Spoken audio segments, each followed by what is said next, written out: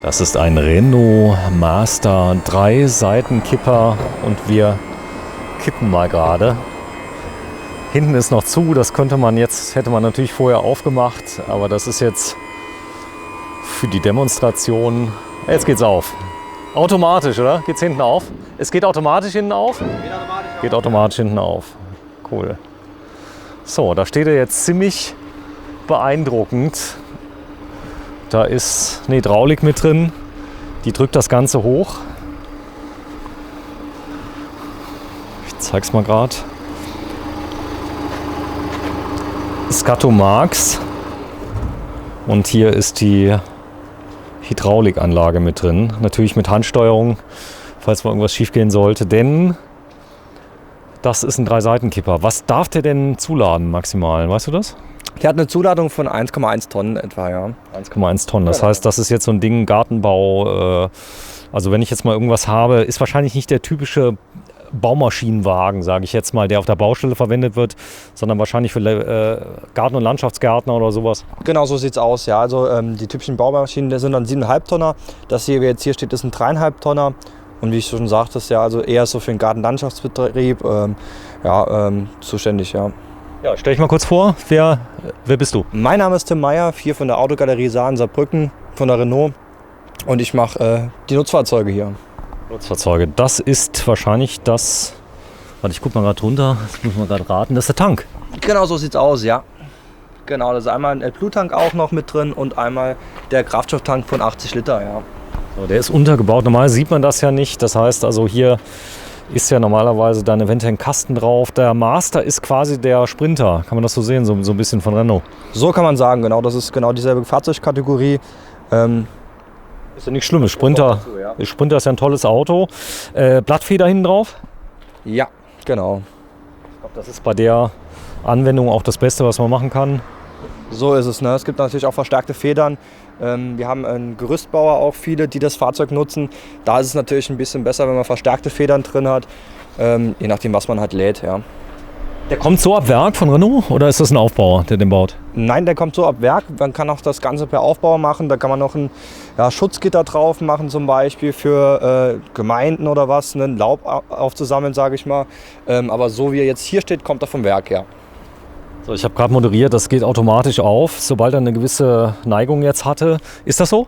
So ist es, genau. Also ab einer gewissen Neigung geht er auf, um halt, wenn man Sand geladen hat, dass er dann direkt abkippt, ja. So, kurz mal rum. Das ist die Ladefläche, da war noch nie Sand drauf. Bis maximal 400 Kilogramm pro Seite, oder wie? Wie ist das gedacht, dass man das gleichmäßig verteilt dann? Die 400 Kilogramm sind die für die Verzurpunkte, okay. Was man dafür, Die sind da unten drin. Ich nehme an, wenn man die hochzieht, die kann man auch hochziehen, die Laschen? Genau, die kann man hochziehen, ja. Und dann kriegt man natürlich auch was drunter, ja. Toll. Lass ihn mal ab. Das dauert ein bisschen. In der Zeit können wir es nämlich noch mal zeigen, das Fahrzeug. Das ist jetzt eine etwas außergewöhnliche Anwendung. Haben wahrscheinlich nicht so oft die Leute gesehen mit dem Master. Cool. So, es dauert nämlich ein bisschen. Das ist wahrscheinlich auch aus Sicherheitsgründen so gemacht, dass er also beim Runtergehen sehr langsam geht, dass also auch niemand gefährdet wird. So sieht's aus, ja. Also ganz oben hat man natürlich gesehen, man kippt ein bisschen schneller. Er hat auch normalerweise ein Signal, wenn das Fahrzeug hochgekippt ist, um halt zu warnen im Endeffekt. Wir haben es jetzt hier mal kurz ausgestellt, sonst piepst das die ganze Zeit im Endeffekt. Okay, das heißt, je nachdem, wie weit das runterkommt, wird es immer langsamer. Damit, ja, cool. Das Schöne ist natürlich, wenn man das Signal nicht hätte, es gibt ja einige, die sich schon mal an der Autobahnbrücke hängen geblieben sind. Man könnte es schon mal vergessen, das ist aber vorgesorgt. Sicherlich, genau. Also es ist vorgesorgt. Das ist so ein heller Ton im Endeffekt, das kann man nicht vergessen, ja. Prima.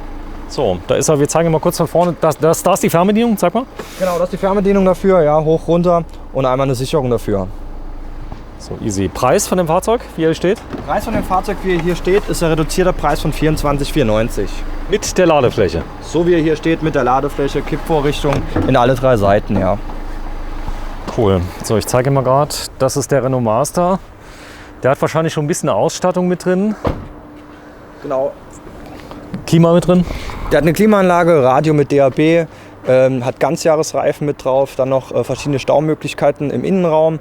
Ja, und ist gut ausgestattet, wie hier steht, ja. Und der Motor, was ist da drin?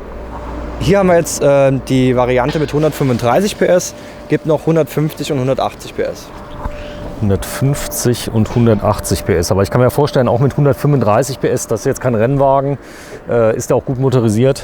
So ist es. Also er ist nicht konzipiert, um Rennen zu gewinnen, ja, oder sonstiges. Ist ein Arbeitstier und mit 135 wirklich auch schon sehr gut ausgestattet. Ja. Hat einen riesen Kühler vorne drauf. Das Ja, ist unser neues Design, genau. Also wir haben das Master Design verändert ein bisschen, ja. Die Rombe ist relativ groß und wie ich finde, sehr schick, ja. ist ganz neu, ist ziemlich kantig, also entspricht auch diesem neuen Designbild, was viele erwarten. Hier vorne sieht man auch, hier ist eine Kante drin, nochmal in der Motorhaube. Die ist so, ich hoffe, man kann es so ein bisschen erkennen, die ist so reingearbeitet. Jetzt sieht man es, da ist die Kante mit drin, die sieht man sogar noch ein bisschen besser. Also ziemlich schick. Man kann ihn dann natürlich auch beschriften, das werden wahrscheinlich einige tun an der Seite. Ein paar Firmenaufkleber drauf. Genau, also 80% würde ich sagen, machen die Firmenwerbung drauf, ganz klar. Da arbeiten wir auch mit vielen verschiedenen Aufklebern zusammen, ja, um was anzubieten im Endeffekt, genau. Sehr schön. Ja, was fehlt denn hier jetzt noch? Was könnte man jetzt noch reinmachen? Also oder ist alles drin, was man braucht, grundsätzlich für den Einsatz? Also grundsätzlich für den Einsatz ist alles gegeben. Ja. Was man noch kann, ist zum Beispiel Navigationsgerät ist jetzt hier nicht mit drin, aber das gibt es natürlich auch. Wahlweise zum Beispiel. Ja. Gut, ist natürlich auch Handy. Die Automatik wäre möglich bei dem? Automatik ist auch möglich, ja. Und jetzt der maximale Motor, was geht da? 180 PS. 180? Genau. Automatik ging auch. 180 PS Automatik? Automatik ist 150 PS. 150 PS. Wenn wir hier mal kurz drunter gucken, hier sieht man, also es ist alles schön verarbeitet. Man darf auch hier alles offen sehen. Hier gibt es nichts zu verstecken, oder? So sieht's aus, ja. Also man hat hier keine Möglichkeiten, irgendwas zu verstecken, genau. So. Sonden und so weiter offen. Die Feder. Ja, wir machen vorne mal auf, gucken mal rein. Klar. Servitierung, ich habe viel Platz, 3 Sitzplätze. 3 Sitzplätze in dem Modell, jetzt gibt es auch alternativ mit 2 Sitzplätzen. Hier ist das Tolle daran, in der Mitte kann man den Sitz umklappen, um eine Ladefläche bzw. eine Arbeitsfläche zu haben. Ja, zeig mal, wenn du mal kurz auf die andere Seite Klar. gehst. Das ist quasi für 3 Leute, aber wenn ich zu zweit fahre, kann ich denn die Sitzfläche auch für mich vergrößern. Das heißt, also ich kann das sogar als Armablage dann verwenden. Genau, so sieht's aus, ja. Einmal Schreibunterlage oder die Armablage, was zu trinken reinstellen, um halt auch, oder zum Schreiben einfach, ja. Ist toll, oder? Ist praktisch, ja. Also es wird auch von den Kunden sehr oft angenommen, ja. Vorne sieht man die Klimaanlage, das ist, glaube ich, ein Muss. Mittlerweile schon, würde ich gerade sagen. Also auch wenn es um Wiederverkauf geht, im Endeffekt nachher ist eine Klimaanlage schon Pflicht. Ja. Jetzt mal ehrlich, es wird ja immer wärmer und wenn Ja. die Leute im Sommer reinkommen und fahren ohne Klimaanlage mit offenem Fenster bei 35 Grad. Ist nichts Angenehmes, ja. Hier vorne sieht man das Multifunktions, diesen kleinen Stick, den es bei jedem Renault gibt, mit dem ich ans Radio steuern kann. Genau, Radiosteuerung, richtig. Armauflage auf beiden Seiten, das ist auch interessant. Ist die auf beiden Seiten, die Armauflage? Die ist nur auf der rechten Die Seite. ist auf der rechten Seite, aber ich habe auf der anderen Seite, kann ich einen Arm ablegen? Genau, Dort? also hier dann im Endeffekt zum Ablegen. gedacht. Zum Ablegen. Gut, großes Handschuhfach. Mach mal vorne auf, Motor.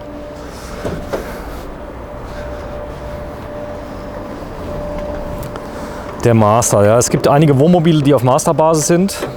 So sieht's aus, genau. Da wird nur die Plattform geliefert im Endeffekt. Das Fahrgestell. Genau. Aber da sieht man nicht so viel. Ist bei dem unter einer Abdeckung versteckt so ein kleines bisschen. Ist auch ein Diesel. Richtig, ja. Ist auch ein Diesel, richtig. 2,3 Liter Motor. So, auch hier wieder alles, was ich selber machen kann, ist gelb. Das da vorne ist Öl. Ja. Okay. Da ist sogar so ein kleiner Ring drumherum, dass nichts daneben gehen kann. Dann habe ich hier meinen Ölstand und hier habe ich das Wischwasser. Wischwasser, genau. Ansonsten brauche ich nicht allzu viel. Die Serviceintervalle, wie sind die? 40.000 Kilometer oder alle 2 Jahre, je nachdem, was zuerst auftritt, ja. 40.000 Kilometer und 2 Jahre. Genau so ist es, ja. Okay. Das heißt, ihr seht die Autos selten. Selten, ja. Also ich sag mal, 20.000 Kilometer fahren wirklich die wenigsten oder über 20.000. Eigentlich in regelmäßigen Abständen alle 2 Jahre, ja. Ja, man sieht das relativ selten bei Lieferdiensten, habe ich das Gefühl. Also wenn man jetzt so DHL und UPS und sowas sieht, ja. Aber man sieht es unglaublich oft bei Handwerkern. Also ein ganz, ganz beliebtes Handwerkerauto, oder? So sieht's aus, ja. Wobei Renault jetzt natürlich auch plant, in die Lieferbranche, DHL oder sonstiges reinzugehen. Aber ja, eher Handwerker, definitiv. Ja, er ist sehr leise. Wenn du mal kurz mal zumachst, bitte. Dann steigen wir mal ein. Denn So das Thema Rappeln und Laut und so weiter, das gehört so ein bisschen der Vergangenheit an.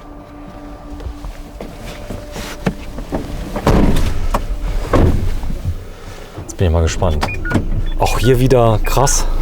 Ja, man hört fast nichts, ja. Also es ist wirklich ein bisschen lauter als bei so einem Trafikmodell, aber trotzdem noch sehr leise und angenehm, ja. Ja, der ist auch im Moment kalt. Also ich kann mir vorstellen, wenn der warm ist, wird er noch ein bisschen leiser. Wird dann noch ein bisschen leiser, genau so sieht's aus, ja. Wir können es aber jetzt locker unterhalten, wenn du mal einfach mal 5 Meter vorfährst. Klar. Der läuft wirklich, der Motor. Der läuft, ja. Werden wir jetzt sehen. Er ist ein bisschen rauer, oder? Als der... Definitiv, ja. Also der Traffic ist dann eher Pkw-Basis und das hier ist wirklich ein Auto zum Arbeiten, ja. LKW ein kleiner. Genau so. So oben sieht man es. Also hier oben habe ich noch Ablagefächer mit drin. Ablagefächer, genau. Unter deinem Sitz sind noch Ablagefächer und Ablagemöglichkeiten. Das mit dem Easy Life Schuhfach, also das Handschuhfach, ein bisschen vergrößert im Endeffekt. Das mit dem Sitz finde ich cool. Also dass du hier so den umklappen kannst und kannst dann also diese Ladefläche auch benutzen, dass du dann hier einen Arm drauflegen kannst als Beifahrer. Genau. Oder auch was schreiben. Ne? Also das ist natürlich, wenn man mal angerufen wird unterwegs und der Beifahrer schreibt irgendwas mit für den nächsten Auftrag oder sonstiges, ja. Jacken, die kannst du ja oben hinhängen. Genau. Ist ja cool, ein Jackenhalter dabei. Ja, schön. Also der Preis, der flecht mich ein bisschen. Der Preis, den du genannt hast, war zuzüglich Mehrwertsteuer netto?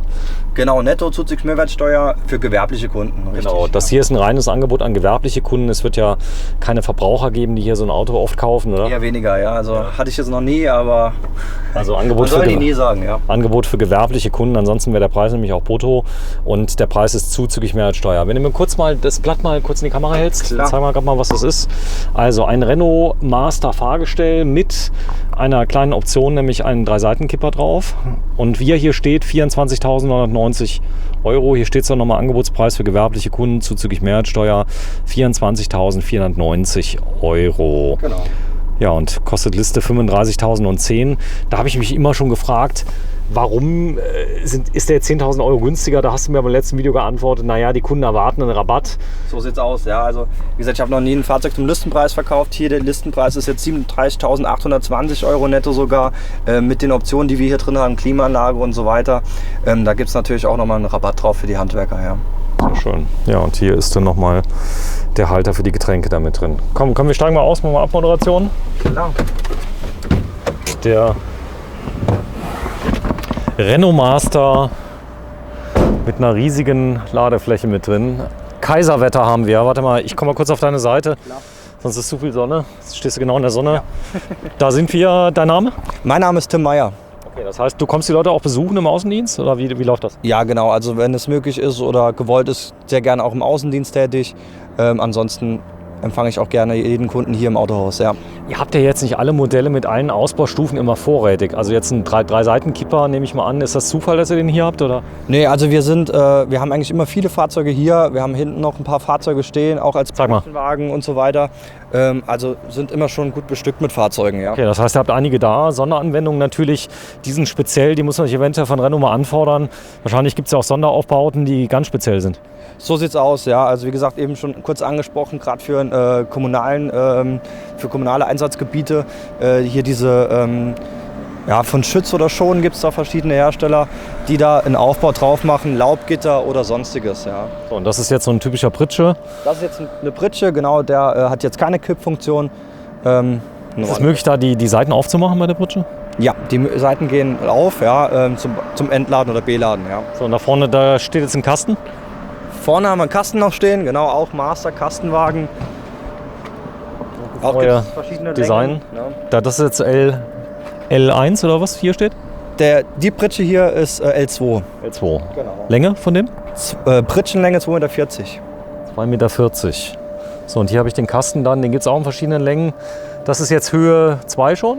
Oder das Höhe ist 1? Jetzt Höhe 2, ja. Höhe 2. Ich guck mal gerade, dass wir das mal sehen. Also den gibt es als Kasten, als Pritsche, klein, groß, oben, unten. Cool. Ich bin ganz begeistert. Und hier unten haben wir nochmal eine Pritsche stehen. 25.490. Natürlich länger, Entschuldigung, Pritsche ist 3,20 Meter. Ja. 3,20 Meter. Ja, das ist jetzt nicht so schlimm. Also ich sag mal, im Zweifel müssen die Leute mal vorbeikommen. Genau, die müssen eben mal Maß nehmen. Ja, gibt es denn viele Kunden, die von anderen Fahrzeugen umsteigen zu Renault? Würde ich schon behaupten, ja, weil sich auch viel rumspricht. Ja. Wir haben sehr viel positive Resonanz, was das Fahrzeug angeht. Und die Handwerker unter sich reden verdammt viel miteinander. Das ist hier im Saarland, glaube ich, noch mehr als irgendwo anders. Ja gut, die sind auch stolz aufs Auto, erzählen das dann. So ist es, ja. Und je nachdem, und das hat sich auch ein bisschen gewandelt. Das heißt, die Autos dürfen auch ruhig ein bisschen schöner sein. Eventuell mal Leichtmetallfelgen drauf, auf so einem Kasten oder so, wenn der ordentlich beschriftet ist. Genau so sieht es aus. Ja. Also gerade wenn es ein Geschäftsführerfahrzeug ist oder sonstiges und der sich ein bisschen abheben möchte von seinen Mitarbeitern, wenn das gewollt ist. Oder hat er einfach Lust drauf. Oder er hat einfach Lust drauf, so ist es, ja. So, nächst kleiner wäre dann der Traffic. Da haben wir auch ein Video gemacht. Das ist der Kasten. Gibt es ein extra Video zu. Werden wir nochmal zeigen. Das ist praktisch der Bus, der VW-Bus, vielleicht ein bisschen größer. Genau so sieht es aus, ja. Vielleicht ein Stück größer, aber das Motor dazu, ja. Okay. So, wo findet man euch denn überall? Uns findet man hier in Saarbrücken in der Wiesenstraße 8 und wir haben noch weitere Filialen in Neunkirchen, Lebach und Eppelborn. Nutzfahrzeuge auch dort? Nutzfahrzeuge auch, sprich in Neunkirchen und Lebach noch mehr, ja. Also nicht mehr als hier, aber mehr als in Eppelborn beispielsweise. Okay, das heißt also, dort kann man auch hinkommen. Ansonsten, wenn man hier hinkommen möchte, man findet dich selber auch hier? Man findet mich selber auch hier, genau. Autogalerie Saar, hier stehen wir gerade bei Kaiserwetter am 5.